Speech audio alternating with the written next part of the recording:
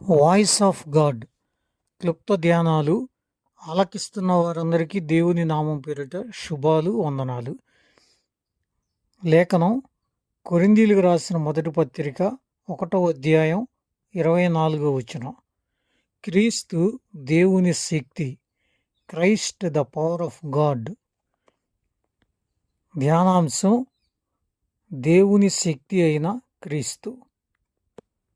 యేసుక్రీస్తు వారు బెత్లెహేములో పసిబాలునుగా జన్మించిన విషయాన్ని బట్టి ఆయనను బాలుడైన యేసుగా భావిస్తూ కీర్తిస్తూ ఉన్నాం. అయితే పౌలు భక్తుడు దమస్కు మార్గంలో తాను పొందుకున్న దైవ దర్శనాన్ని బట్టి క్రీస్తు ఏమై ఉన్నాడు అన్నదాన్ని వివరంగా చెప్తా ఉన్నాడు. క్రీస్తు దేవుని శక్తి అని గ్రహించగలిగాడు. ఆయన పుట్టుక పరిశుద్ధాత్మ శక్తి వల్ల జరిగింది. ఆయన బోధలు శక్తిమయం. ఆయన కార్యాలు, ఆయన చూపినటువంటి పాప క్షమాపణ, పునరుద్ధాన విజయాలు ఆయన శక్తికి ప్రతిరూపాలు. దేవునికే మహిమ కలుగునుగాక.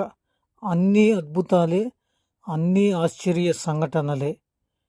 భూమిపై ఎందరో నీతి సూత్రాలు బోధించిన వారు ఉన్నారు.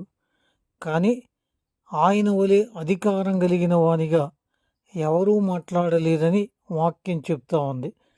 Power in his preachings.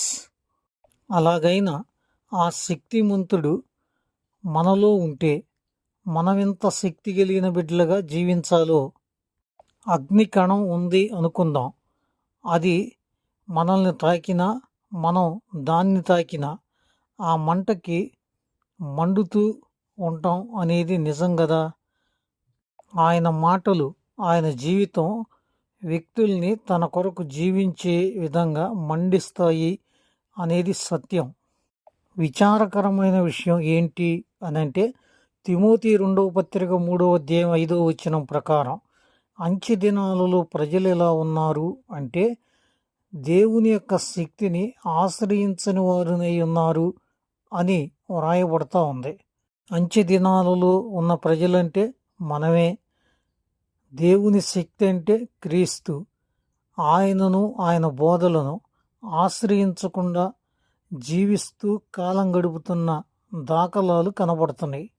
మనుషుల స్నేహాల కొరకు, బంధువుల స్నేహాల కొరకు, ఉన్నతమైన వ్యక్తుల పరిచయాల కొరకు, వారి ఆశ్రయం కొరకు తాపత్రయపడుతున్నావా?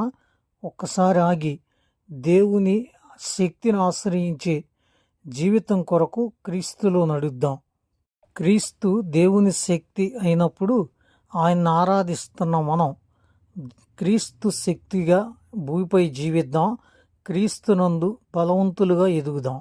పరిశుద్ధాత్ముడి ధ్యానమును దీవించునుగాక. God bless you all. Thank you.